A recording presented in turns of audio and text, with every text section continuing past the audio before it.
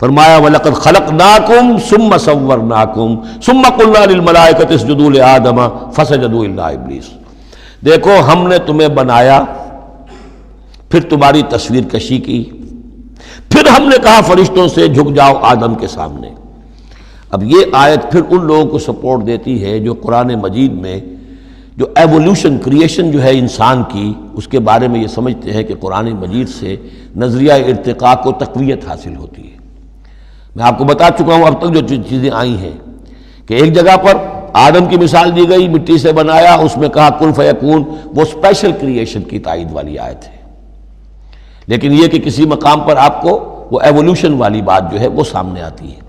اب یہاں جو بات آ رہی ہے وہ اس اعتبار سے بہت اہم ہے کہ پہلے جمع کا صیغہ ہے، لقد خلقناکم، ہم نے تمہیں پیدا کیا۔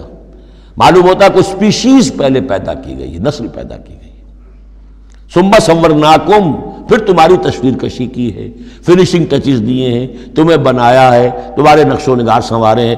ثم قلنا للملائکۃ اسجدوا لآدم، پھر ہم نے حکم دیا فرشتوں کو کہ جھک جاؤ آدم کے سامنے۔ آدم تو ایک ہے لیکن یہاں صیغے آ رہے ہیں جمع کے، اور اسی کی تائید ہو گئی تھی ان اللہ اصطفیٰ آدم و نوحا وآل ابراہیم علی العالمین، آدم کو بھی چنا تھا۔